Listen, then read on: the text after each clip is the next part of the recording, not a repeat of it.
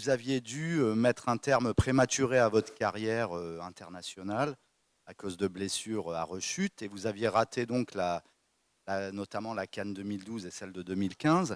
Est-ce que cette frustration de ne pas avoir pu jouer ces finales-là avec les éléphants, est-ce que ça vous donne un supplément de motivation pour cette CAN en tant que sélectionneur?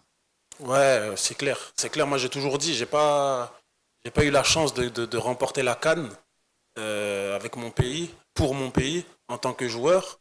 Et en plus d'être une motivation, pour moi, c'est presque une obligation.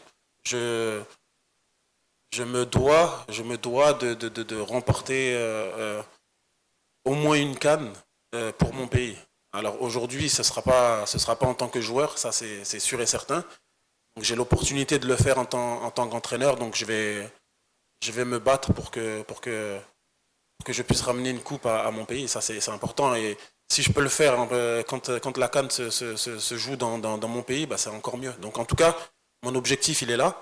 Et de mon côté, je vais tout faire pour que mes joueurs se battent et mouillent le maillot pour qu'on puisse atteindre cet objectif ensemble. Vous avez tous les deux fait partie de la génération d'or de la Côte d'Ivoire. Est-ce qu'on est, si vous allez jusqu'au bout, on est en train de voir la création d'une nouvelle génération d'or pendant cette tournoi qui peut faire oublier les générations précédentes? Merci. Je pense que chaque génération vit son temps et c'est clair que la génération dorée dont vous parlez a écrit son histoire et nous sommes dans la continuité de cette même histoire. Et la génération actuelle aussi est aussi en train d'écrire son histoire. Donc je pense que voilà, c'est la même chose et c'est la même famille. Et je pense qu'il n'y a pas de différence. Et comme j'ai dit, c'est la même famille, la grande famille des éléphants. Certes, il y a des générations différentes, mais c'est la même histoire. Et je pense que c'est ce qu'il faut retenir. Question, tu parlais des matchs, des entames difficiles, mais en fait, il y a quelque chose qui fonctionne incroyablement, c'est ces remplacements. Alors, est-ce que tu as l'impression d'être touché par la grâce chaque fois que tu fais rentrer un joueur? La différence est faite. Ouais, après, je peux pas dire non à cette question parce que c'est vrai qu'à chaque fois qu'on a fait des changements contre le Sénégal, Franck qui rentre, il marque le penalty qui nous permet d'égaliser. Après, c'est Simon, il rentre, il égalise. C'est Omar qui rentre, qui marque le but de la victoire. Effectivement, quand c'est comme ça, les gens ont tendance à dire que le coach fait des coachings gagnants. Donc oui, après, je sais que ça ne suivra pas sur tout le long de ma carrière, même sur tout le long de la compétition. Donc je pense que le plus important pour nous aujourd'hui, c'est d'éviter de se mettre dans des situations où on doit faire appel justement à des ressources qui sont sur le banc, même si pour moi et pour le groupe, c'est important de savoir que j'ai pas seulement 11 joueurs qui démarrent et sur qui je dois m'appuyer, mais que j'ai 23 joueurs sur la feuille de match, plus les 4 qui sont en tribune, qui sont avec nous et qui nous soutiennent et qui nous poussent et qui veulent aussi apporter leur contribution pour le succès de l'équipe. Aujourd'hui, on a réussi à créer un groupe qui est très solidaire, qui veut se battre les uns pour les autres. Et même quand je fais rentrer des joueurs à la 85e minute, ils sont tellement dans un bon état d'esprit qu'ils apportent quelque chose. Donc, c'est bien sûr, c'est toujours une perte de perdre des joueurs dans un groupe, mais les autres vont se battre et serrer les dents pour faire leur part de travail et essayer de nous qualifier pour la finale.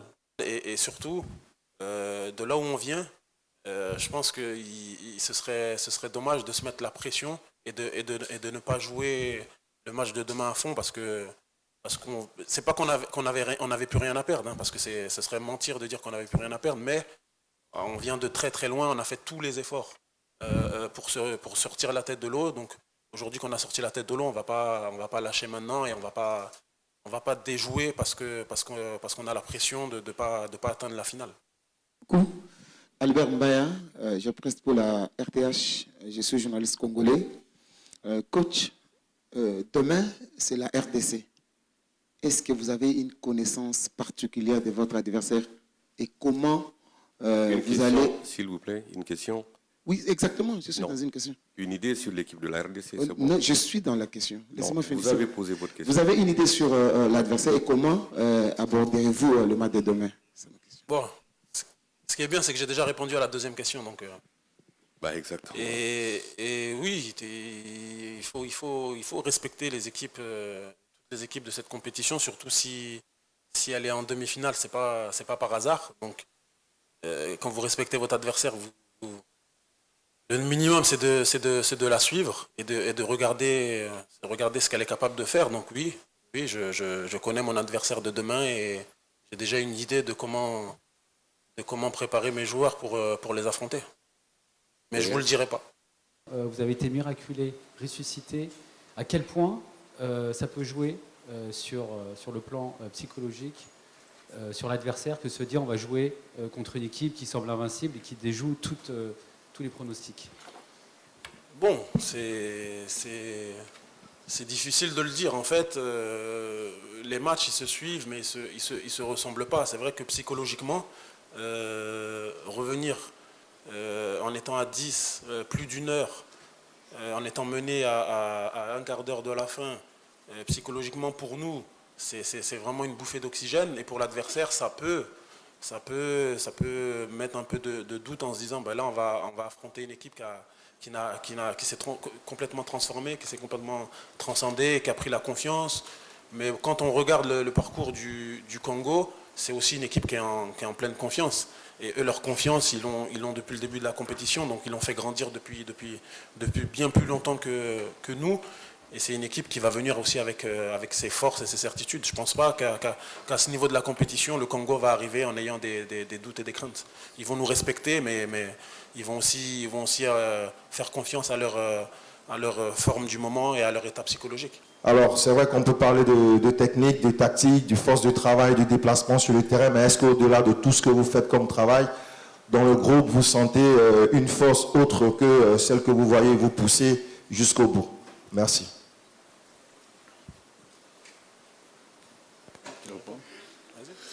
Oui, c'est clair que lors des derniers matchs, on sent l'engouement, on sent que le peuple et les supporters sont vraiment, vraiment derrière nous. Et c'est ce qui nous permet quelle que soit l'issue du match ou le score, c'est ce qui nous permet de donner vraiment tout. Par exemple, contre le match contre le Sénégal, on a senti, lorsqu'on était mené au score, que le peuple était derrière nous. Pareil, samedi contre le Mali, même en étant 10, on a senti vraiment, vraiment, vraiment le peuple nous pousser. Et quand tu vois ton peuple chanter l'hymne national pendant que vous êtes mené, vous êtes à 10, alors qu'il reste que quelques minutes à jouer, c'est quelque chose d'incroyable. Et vraiment, avec le support du public et les fans, on ne s'est pas senti à 10 sur le terrain, on avait l'impression d'être 15 contre 11. Et ça, c'est quelque chose de très, très important.